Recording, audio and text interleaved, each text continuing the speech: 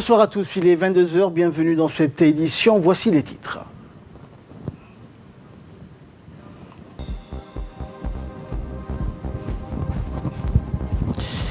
L'armée nationale a célébré aujourd'hui son 43e anniversaire au camp Cheikh Ousmane. Et dans l'actualité internationale, en Europe, réouverture des frontières, une tentative d'harmonisation. Voilà pour les titres, bonsoir à tous.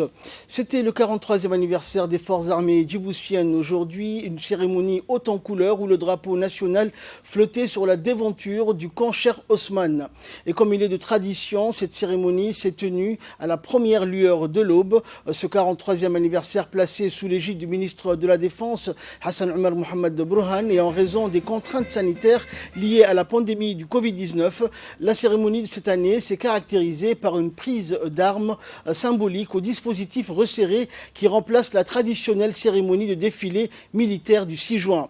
Cette cérémonie faisait suite à la soirée musicale organisée au camp Cheikh Ousmane hier soir où elle a été animée par le groupe folklorique de l'armée Harbiya.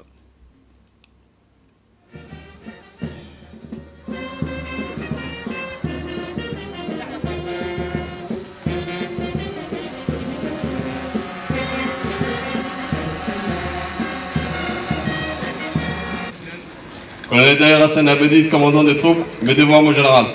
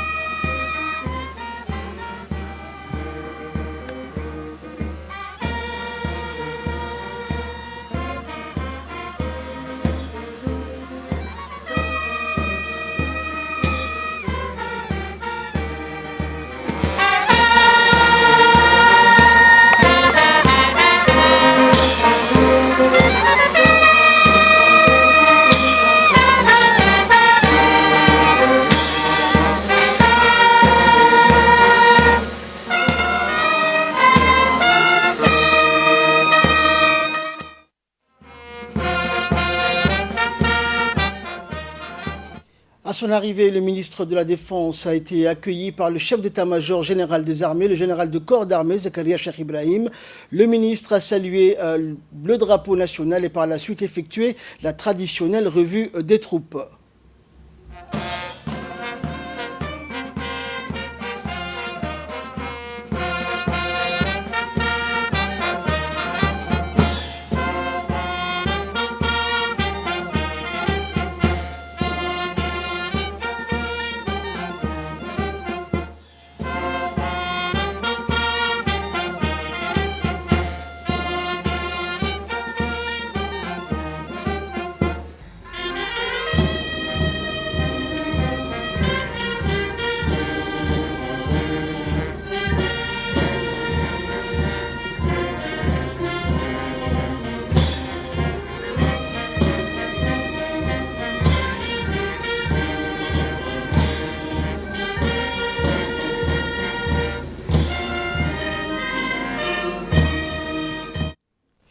Cet événement riche en émotions a retenti avec des résonances patriotiques, rappelant ainsi à chaque citoyen le sens du devoir, de l'honneur, du sacrifice à toute épreuve et dans toutes les circonstances du soldat, ce soldat qui fait la fierté de son pays, contribuant ainsi à sa grandeur. Pas moins de 10 corps issus des forces de défense et de sécurité du pays ont participé à cette ferveur nationale, notant aussi la participation du commandant de la garde républicaine, du commandant des gardes-côtes, du directeur général de la police nationale et du chef d'état-major de la gendarmerie nationale. Et côté forces armées djiboutiennes ont participé à cette cérémonie le haut commandement militaire en raison de la lutte contre la pandémie du Covid-19 qui sévit dans le monde entier. Cette cérémonie a été placée sous les ordres du colonel Daher Hassan Abedid, chef de corps du régiment blindé.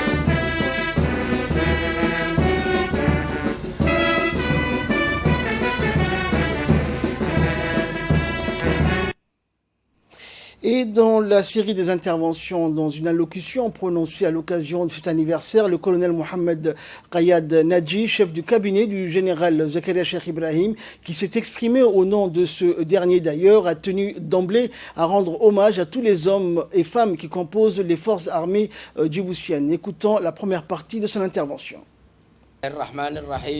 Ordre du jour du chef d'état-major général des armées à l'occasion du 43e anniversaire de la création de l'armée djiboutienne. Officiers, sous-officiers et militaires du rang, marins, aviateurs et personnel civil des armées.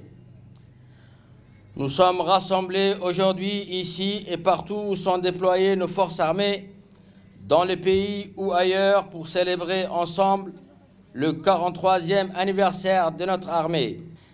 L'anniversaire de nos forces armées cette année est célébré d'une manière inédite, organisé avec un dispositif très restreint, respectant des mesures strictes de sécurité en raison de la pandémie du Covid-19 qui a envahi le monde entier. La cérémonie historique du 6 juin 2020 restera gravée à jamais dans nos mémoires. En effet, depuis que notre gouvernement a décidé d'imposer à tous les nouveaux les mesures barrières de lutte contre cette maladie, l'ensemble de nos forces armées ont été mobilisées sur l'étendue du territoire national, au niveau de nos frontières terrestres et maritimes, mais aussi dans la capitale de Djibouti, pour veiller fermement au respect de ces mesures. À cela s'ajoutent les contraintes liées au confinement au sein de nos casernes, les dommages causés par les pluies déluviennes du mois d'avril et les conditions de travail durant le mois béni du Ramadan. Qu'Allah accepte notre jeûne, nos bons actes et pardonne nos péchés. En ce glorieux jour, nous nous inclinons devant la mémoire de nos camarades tombés au champ d'honneur, sacrifiant leur vie pour que vive la République de Djibouti libre et indépendante. Nous implorons le Tout-Puissant de les accueillir en sa sainte miséricorde. Je vous invite à observer une minute de silence pour la lecture de la Fatiha en leur mémoire. Amin.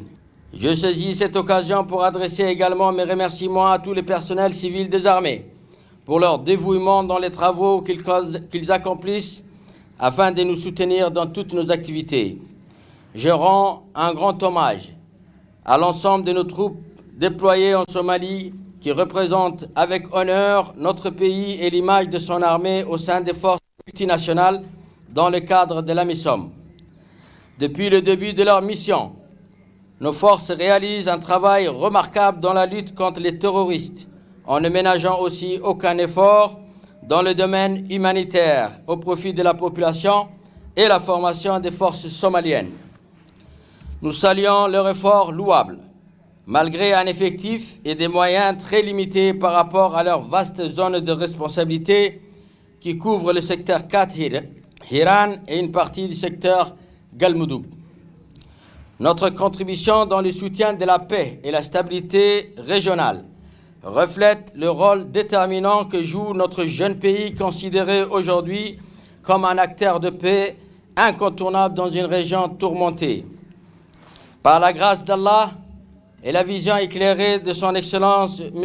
Ismaïl Omar Guelleh, président de la République, chef du gouvernement et chef suprême des armées, mais aussi grâce à l'unité du peuple djiboutien, notre pays restera, Inch'Allah, un havre de paix et de stabilité dans toute la région.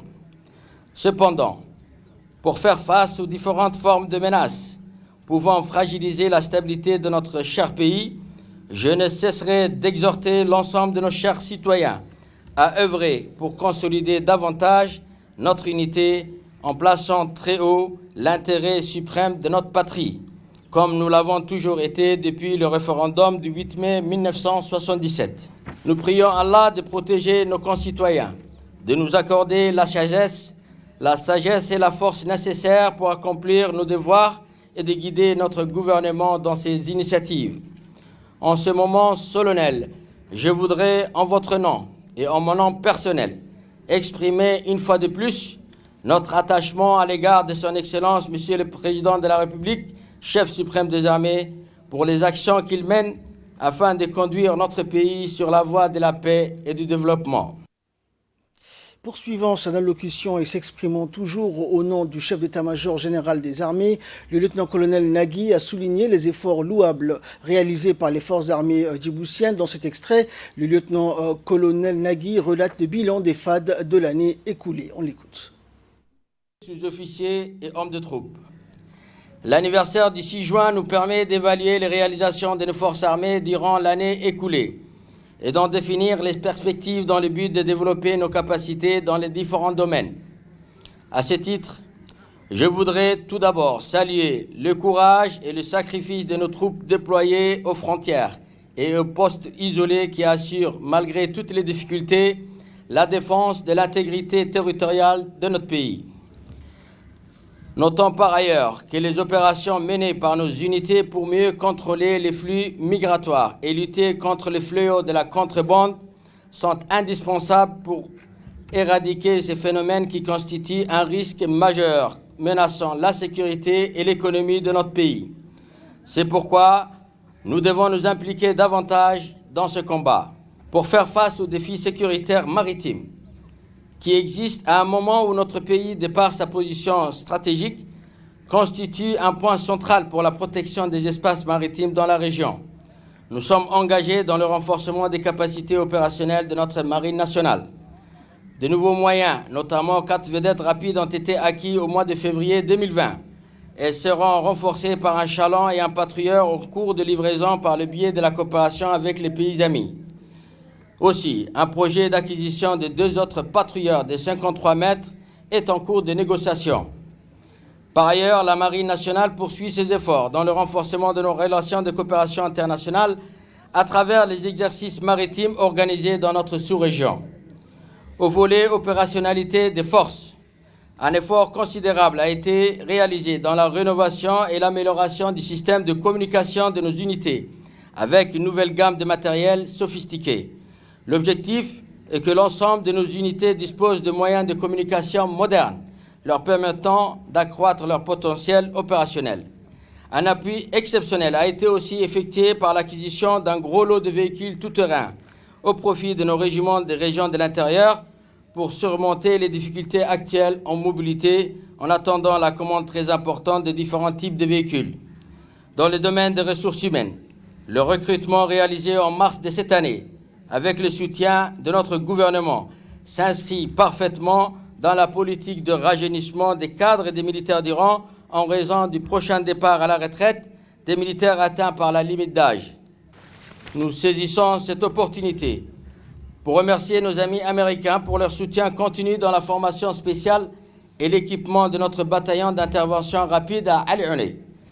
Nous encourageons aussi notre armée de l'air qui ne ménage aucun effort dans les domaines de construction des nouvelles infrastructures et la formation de ses personnels dans les écoles des pays amis afin de renforcer ses capacités opérationnelles dans les différentes spécialités.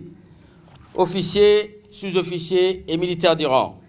Dans le cadre de la politique Logement pour tous, initiative de son Excellence le Président de la République, la construction de la première phase de 500 logements sociaux à Balbala Sud au profit de nos militaires est en cours de finition. Elle sera suivie par une deuxième phase de 700 logements. Le projet de réhabilitation des casernes militaires des régions en vue d'améliorer les conditions de travail et de vie de nos militaires a été lancé dans les régiments du Nord, où d'importants chantiers seront entrepris.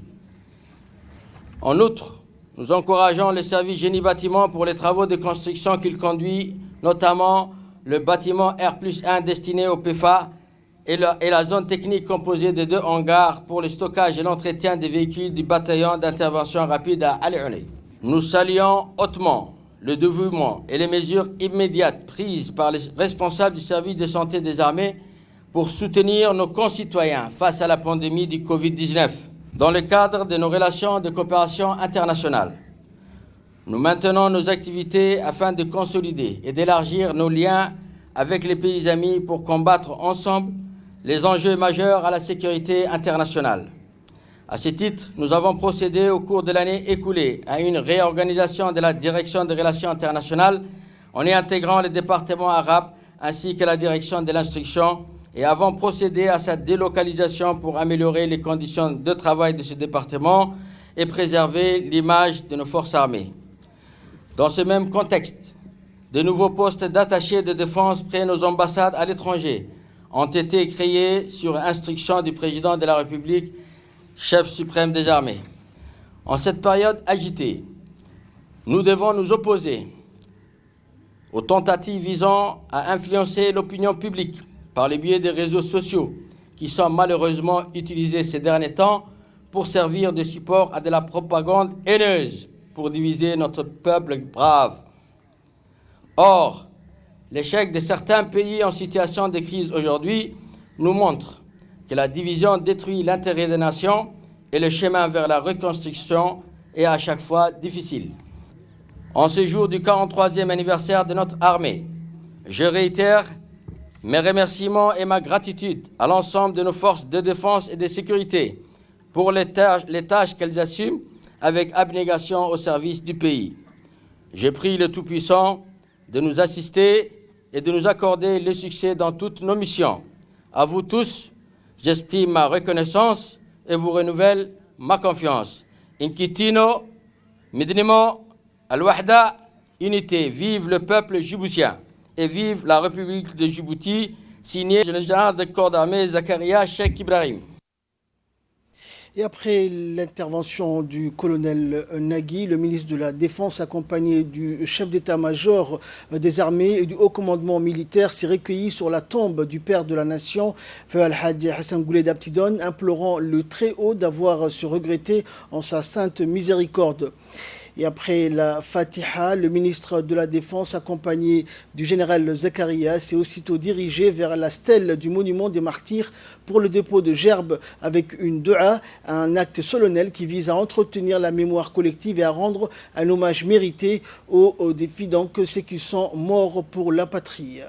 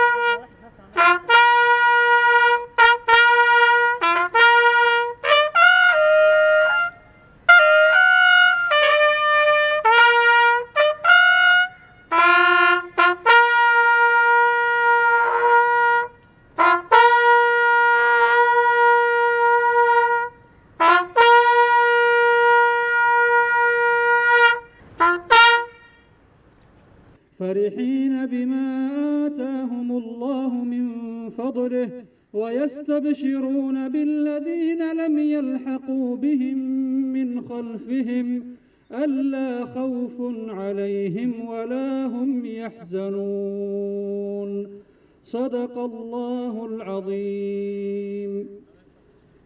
اللهم اغفر لشهدائنا وشهداء المسلمين، اللهم اغفر لهم وارحمهم وعافهم واعف عنهم وأكرم نزلهم ووسع مدخلهم واغسلهم بالماء والثلج والبرد ونقهم من الذنوب والخطايا كما ينقى الثوب الأبيض من الدنس.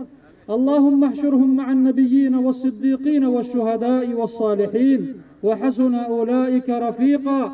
اللهم لا تحرمنا أجرهم ولا تفتنا بعدهم واغفر اللهم لنا ولهم ولجميع أموات المسلمين يا رب العالمين. الفاتحة لهم. Et enfin, cette journée anniversaire s'est clôturée par un rafraîchissement offert par le haut commandement militaire, un moment de détente au rythme donc des sons et mélodies interprétés par le groupe artistique des corps armés connu sous le nom de Harbiya. Cette cérémonie pleine de ferveur s'est clôturée par la traditionnelle photo de famille.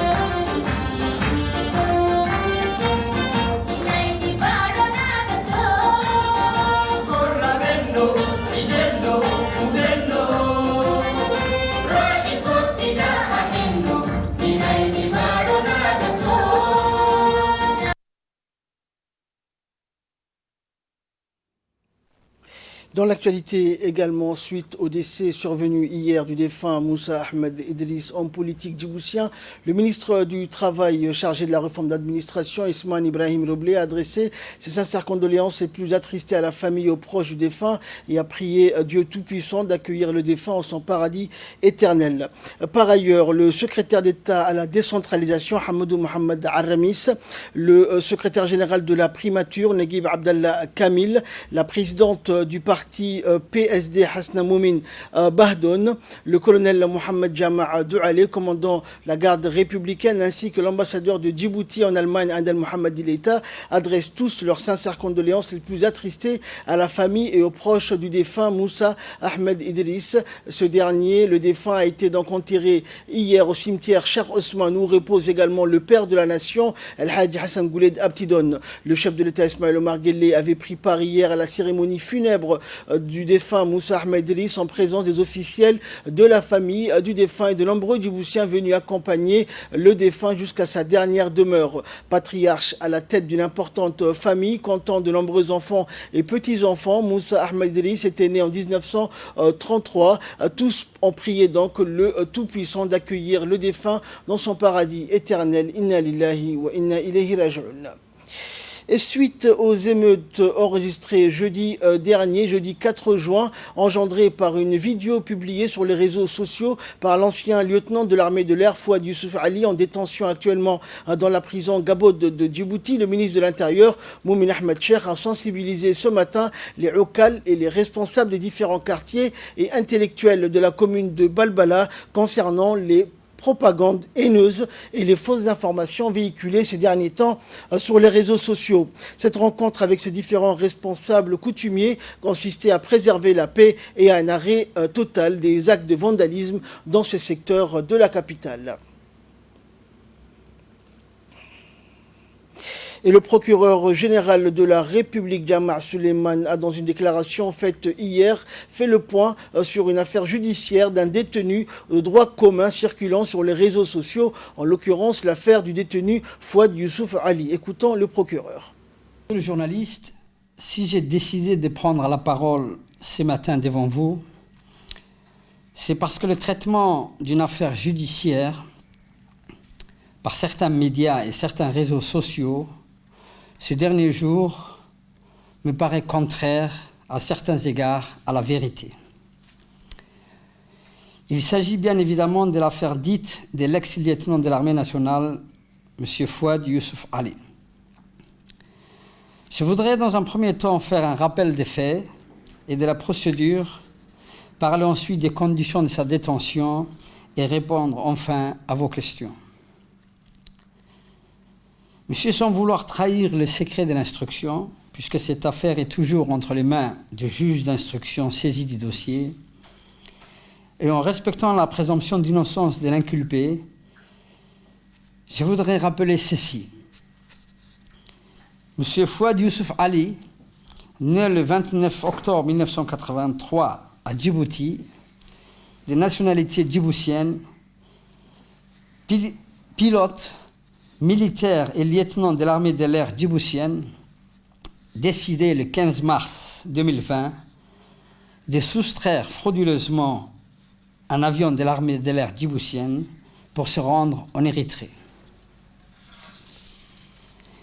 L'ex-lieutenant Fouad Youssouf Ali, pilote de l'armée de l'air djiboutienne, n'arrivait pas à faire décoller l'avion et après plusieurs manœuvres, l'avion percutait un autre aéronef de l'armée de l'air et s'échouait contre un mur bloqué et hors d'usage. M. Fouad Youssouf Ali prenait la fuite et disparaissait dans la nature. Celui-ci réapparaissait sur les réseaux sociaux en tenue d'officier de l'armée de l'air en proférant des menaces contre sa hiérarchie militaire. Les chefs de corps de l'armée de l'air déposaient alors une plainte pénale contre le lieutenant Fouad Ali Youssouf, pilote de l'armée de l'air, pour tentative de vol d'un avion militaire et menace envers sa hiérarchie. Le lieutenant Fouad Youssouf Ali réapparaissait à nouveau sur les réseaux sociaux, toujours en tenue d'officier de l'armée de l'air, en territoire éthiopien, et en déclarant qu'il était en destination de l'Érythrée.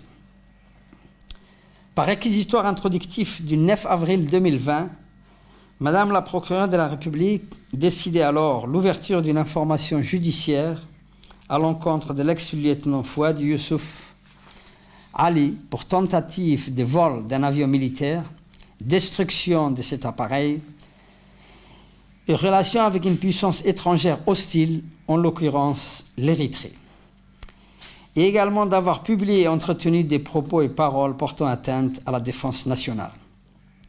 Un mandat d'arrêt international est décerné le même jour, à savoir le 9 avril 2020, par le juge d'instruction à l'encontre de M. Fouad Youssouf Ali.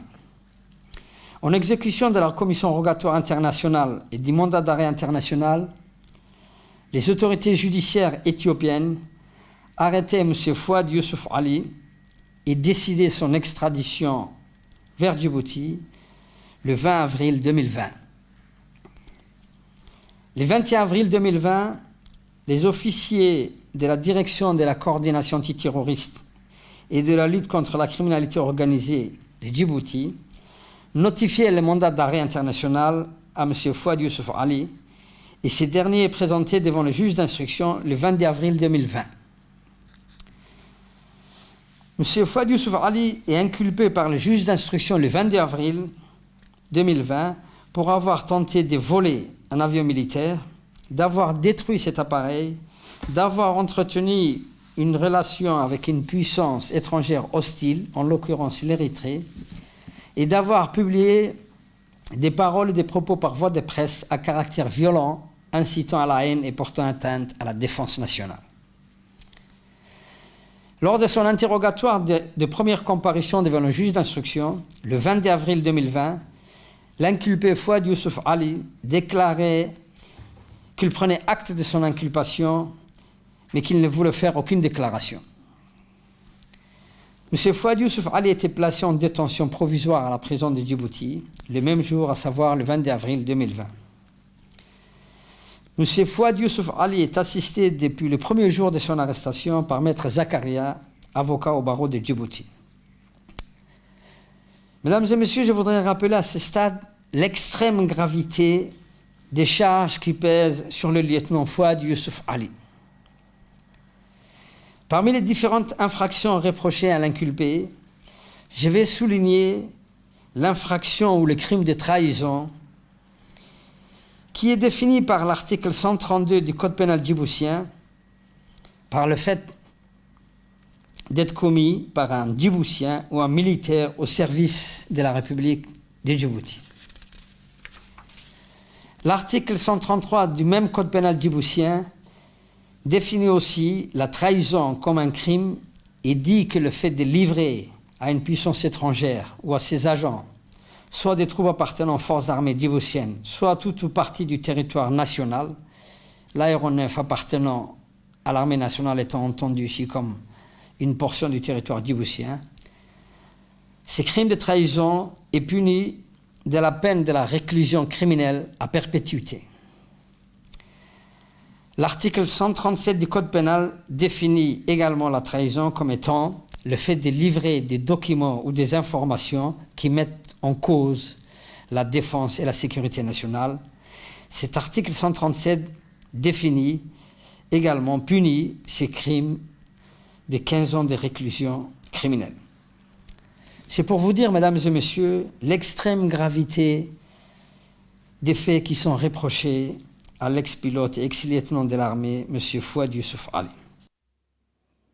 Poursuivant sa déclaration, le procureur général est revenu par la suite sur la requête déposée par l'avocat du détenu Fouad Youssouf Ali le 25 mai dernier, demandant au juge d'instruction la libération ou l'hospitalisation de son client.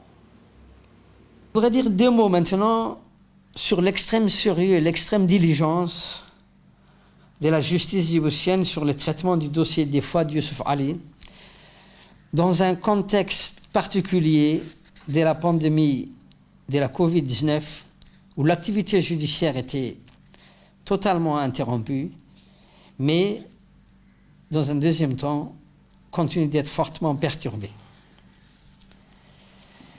Par une demande déposée par l'avocat de l'inculpé, M. Youssouf Ali, Maître Zakaria, le 25 mai 2020, l'inculpé a demandé au juge d'instruction sa liberté provisoire ou son hospitalisation. Par réquisitoire du 27 mai, le procureur de la République s'opposait à cette demande de liberté provisoire et par une ordonnance du 28 mai, le juge d'instruction rejetait la demande de l'inculpé. L'inculpé faisait appel de cette ordonnance de refus de mise en liberté devant le juge d'instruction le 31 mai 2020, par le biais de son avocat, Maître Zakaria. La chambre d'accusation de la cour d'appel, qui est l'organe d'appel, la juridiction d'appel en matière d'instruction, la cour d'appel de Djibouti s'est réunie le jeudi 4 juin, c'est-à-dire hier matin. Mais c'est là, ni l'inculpé, ni son conseil, qui a pourtant parlé encore hier soir aux médias, n'ont pas. La cour d'appel a décidé hier matin sur la demande de liberté provisoire et sur la demande d'hospitalisation.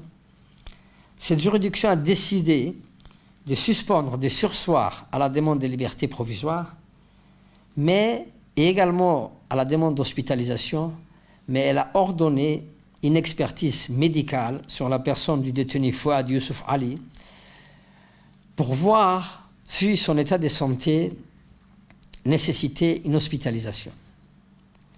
La cour d'appel a à cet égard désigné deux médecins djiboutiens en la personne du docteur Hamadou Ali et du docteur Ilyas Riddiri en qualité d'experts pour déterminer si l'état de santé de M. Fouad nécessitait en définitive une hospitalisation ou pas. La décision de la cour d'appel est attendue le 18 juin 2020, étant entendu que les deux experts médicaux, les deux experts médecins vont rendre les rapports avant cette date du 18 juin 2020.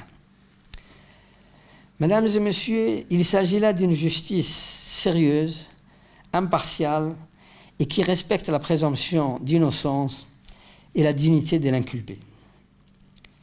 Et qui a traité ces dossiers de façon exemplaire dans un contexte de crise sanitaire difficile, Et je voudrais encore une fois souligner que dans les réseaux sociaux, ni l'inculpé, ni son conseiller, Maître Zakaria, ni personne d'autre ne parle de ces traitements exemplaires de la justice djiboutienne à propos du dossier de l'ex-lieutenant Fouad Youssouf Ali. Et enfin, le procureur général a souligné que le dit Fouad Youssouf Ali était détenu dans une prison civile et qu'il n'y avait ni juridiction d'exception ni juridiction militaire à Djibouti. Je voudrais dire maintenant quelques mots sur les conditions de détention de M. Youssouf Ali, Fouad Youssouf Ali. Je tiens d'abord à souligner que M. Fouad Youssouf Ali est détenu dans une prison civile. Ça peut paraître anodin, mais je tiens à rappeler qu'en République de Djibouti, il n'y a ni juridiction d'exception, ni juridiction militaire. Et qu'en l'espèce, l'infraction reprochée à l'inculpé a été commise avec cette circonstance particulière qu'il s'agissait d'un officier de l'armée nationale en exercice. Je voudrais également souligner que M. Fouad Youssouf Ali est un avocat en la personne de Maître Zakaria, avocat au barreau de Djibouti, et qu'il assiste depuis le premier jour de son arrestation à tous les stades de la procédure. Sur les conditions de détention de M. Fouad Youssouf Ali, à proprement parler, elles sont celles de la prison de Djibouti. Je comprends que la vidéo qui a circulé dans les réseaux sociaux ait pu susciter certaines réactions. Même si je tiens à souligner que la vidéo tournée par M. Fouad Youssouf Ali ne filme pas la cellule dans son intégralité, mais juste les latrines.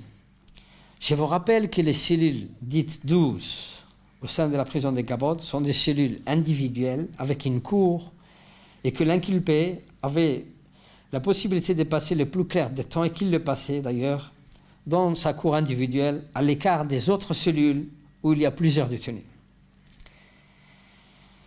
Je vous rappelle aussi que le détenu Fouad Youssouf Ali recevait tous les jours 3 repas de l'extérieur de sa famille et qu'il avait également toute liberté de circuler au sein de la prison, dans l'enceinte de la cour de la prison. Je vous informe aussi que le ministre de la Justice a diligenté une enquête administrative sur les conditions où cette vidéo a été enregistrée, mais également et surtout sur les conditions de détention de M. Fouad Youssouf Ali, mais également des autres détenus au sein de la prison de Gabon.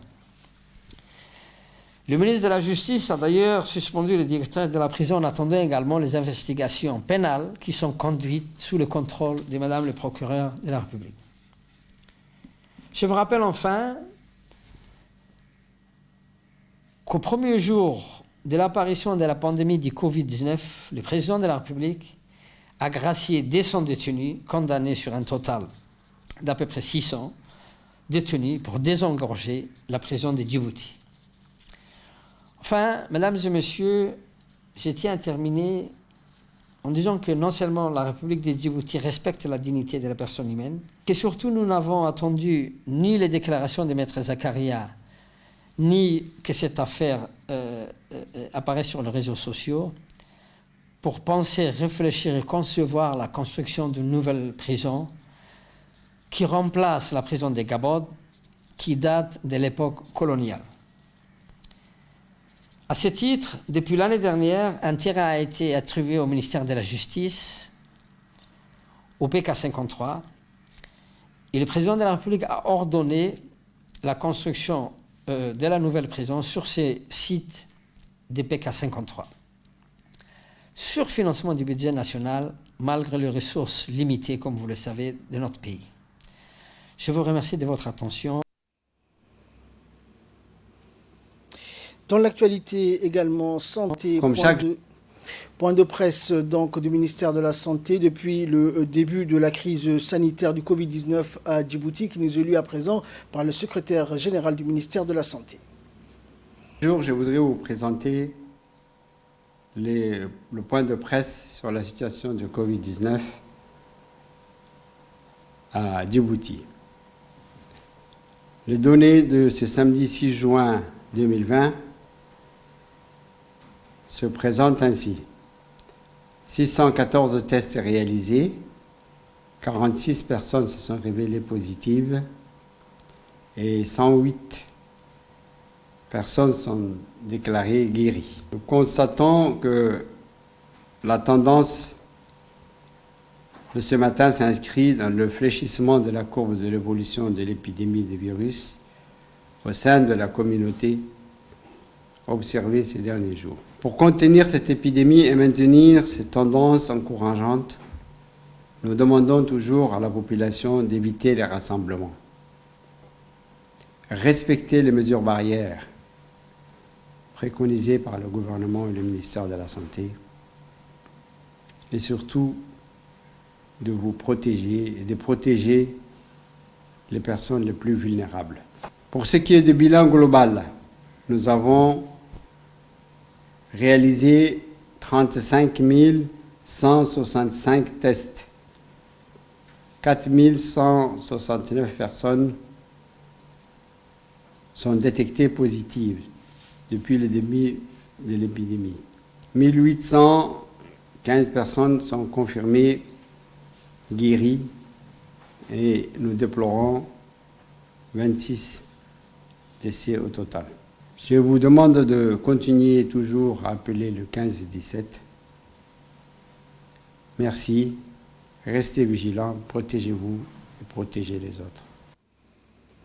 Tourisme à présent. En 2018, notre pays a été classé comme étant la 4e destination par le guide international d'information touristique, le Lonely Planet. Aujourd'hui, à cause de la pandémie du Covid-19, les activités touristiques sont à l'arrêt, les frontières sont fermées. Les Djiboutiens n'ont plus la possibilité de sortir du pays pour les vacances. Quelle alternative alors pour la reprise des activités de tourisme dans notre pays au moment où les frontières sont fermées pour cause du pandémie du Covid-19 ?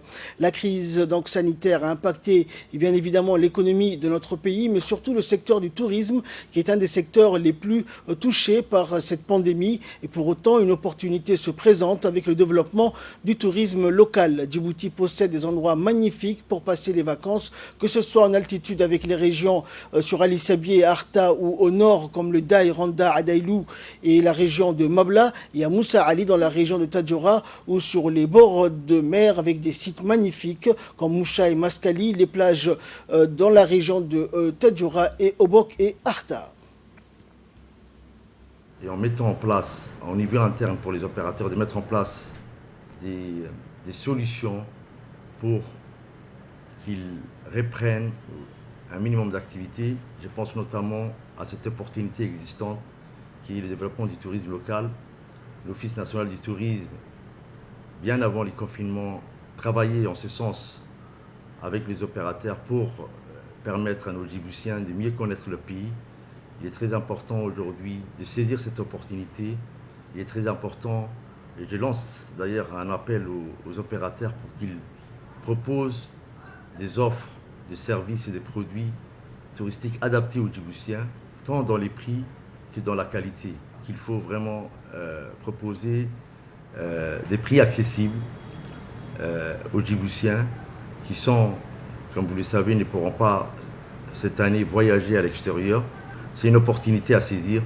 Nous avons vraiment des sites touristiques merveilleux. L'ONTD est là pour soutenir toute action, toute initiative qui permet le développement du tourisme local. Aujourd'hui, il est de notre devoir de montrer à notre population, de montrer à nos concitoyens que les vacances pourront être prises à l'intérieur du pays. Et ça, ils ne vont pas regretter. Et ça va donner, ça va leur permettre aussi aux opérateurs de maintenir un niveau d'activité minimum pour qu'ils surpassent en tout cas ce cap très difficile. Et j'encourage vivement. Nous sommes là pour accompagner tout opérateur. Nous sommes là pour orienter les citoyens en leur fournissant les informations, toutes les informations nécessaires pour faciliter la réussite de leurs vacances. Actualité internationale, enfin, réouverture des frontières en Europe, une tentative d'harmonisation. Les touristes européens pourraient à nouveau se rendre où bon leur semble au sein de l'Union dans le courant du mois de juin, mais ceux en provenance d'autres zones géographiques devraient cependant attendre juillet, a indiqué la commissaire européenne qui se dit favorable à une levée des restrictions au sein du bloc à l'issue des discussions entre les ministres de l'Intérieur des États membres. Une décision devrait être prise dans les prochains jours au sujet des frontières extérieures de l'Union et de l'espace Schengen qui sont fermés jusqu'au 15 juin. En mars, les pays européens ont pris des options pour faire face à la pandémie, mais en ordre dispersé. Et avec l'arrivée de l'été, la nécessité de relancer le tourisme, des pays comme la France et la Belgique ont annoncé une réouverture des frontières à compter du 15 juin pour les Européens, ce que l'Italie a déjà mis en œuvre depuis mercredi dernier. Mais l'Espagne a décidé de ne rouvrir que le 1er juillet ses frontières terrestres avec la France et le Portugal au grand désarroi de Lisbonne. Fin de ce journal. Très bonne soirée à toutes et à tous sur Télé Djibouti.